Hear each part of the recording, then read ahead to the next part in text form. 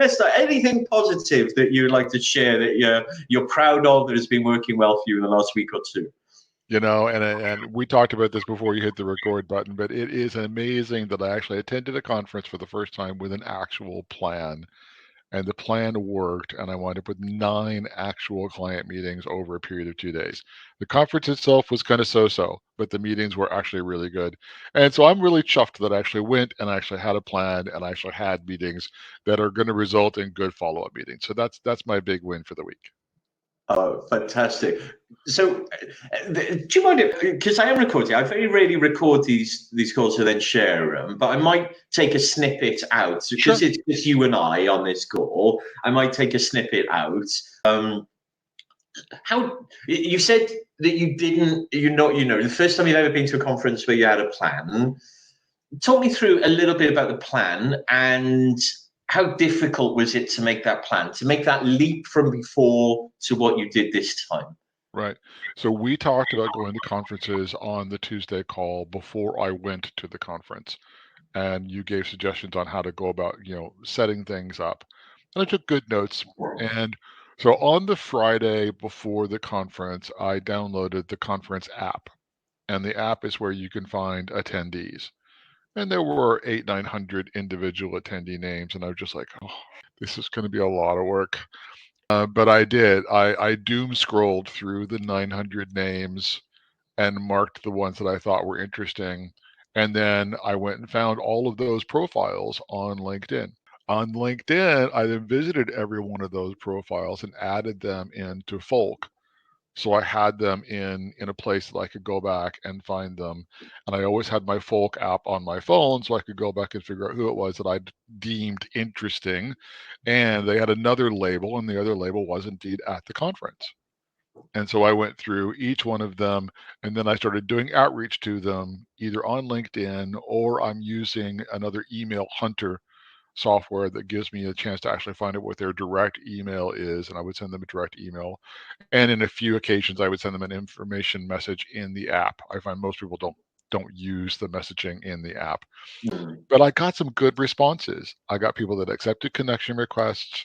I got people that says, yeah, that's interesting, because I had used another piece of what you've been showing us, which is to how to express curiosity, how to express that you've got a different view than maybe what they're going to have, because most of these people were speaking on panels. And so I knew exactly what they were talking about. I knew roughly what they would say, and I could say, I've got a different view, would be really interested to talk to you about what my alternative view is. Let's find time for a coffee. So I did all of that.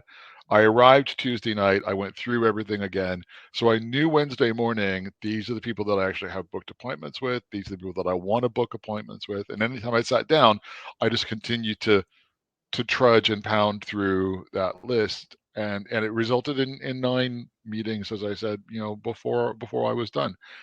How much more difficult was it than before? It's a lot of difficult, because for me it's a big step. I'm a consultant. I solve problems. Doing business outreach and doing cold outreach, especially, is a challenge for me. But in this case, it was rewarding, and it did indeed pay off. I think over the course of the conference, I had one person that came back to me really abruptly, not interested, kind of the short, sharp, go away, leave me alone sort of thing. And other than that, I didn't have anybody else that did that. They either ignored me or they said yes. And that was my experience. Oh, mate, as I said, it warms my heart. Let me just ask a little bit of detail then. When you say it was really difficult, technically, was it difficult? Technically, no, it wasn't. I knew the app, I knew LinkedIn, I knew Folk, which I'm using as your recommendation for the CRM.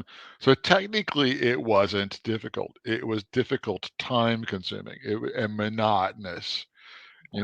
Each individual person, take them from here, copy them out of there, paste them into LinkedIn, go visit their profile on LinkedIn, add them to Folk, put them in the right group. It was that process.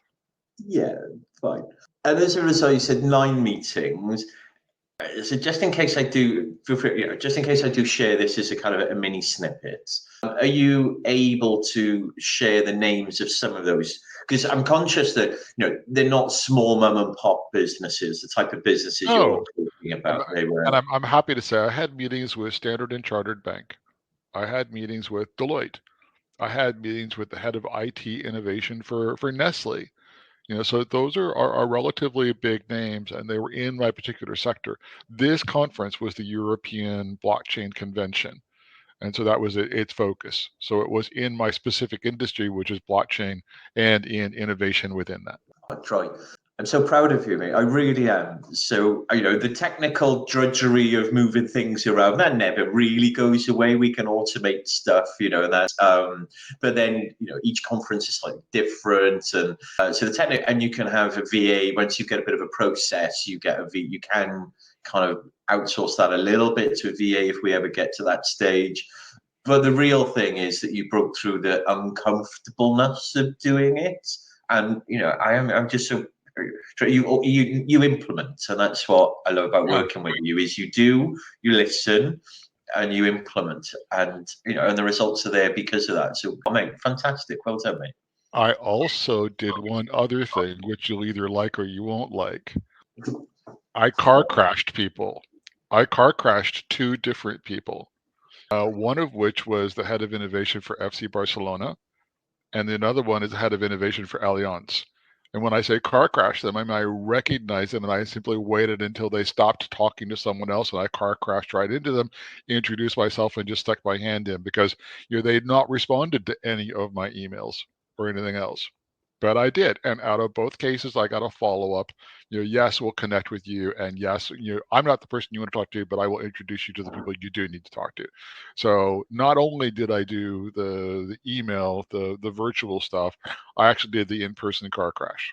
I think we did discuss it. I don't think I quite named it that, but it's it's that bit of going with a plan, isn't it? It's going in, if there's 200 people at a conference and you want to speak to 20, that you print out their profile, visually what they look like, so there you can go in and you can be in and out. And again, if I do share this as a video, it's not, I was very lucky to have someone kind of teach this process to me. It's it's almost the antisocial way of doing conferences and events, is what's the minimum time you can invest in it to get the results, and then everything else is, if you want to spend the time and network, if that's your profile, great. But it's having a visual picture of the people you want to speak to, going in, you might have done some pre-work, being able to go in and say, hi, Steve. Are you, great to meet you. You were one of the people I specifically wanted to speak to at this event, and ask a question or whatever the process was that you used. More delicately phrased. When I did it, the car crashed. I was beginning to think, "Oh my God, what have you done? What have you done?" No. In this case, no injury to body or to machinery was involved in my car crash. Oh, mate, I'm so pleased for you.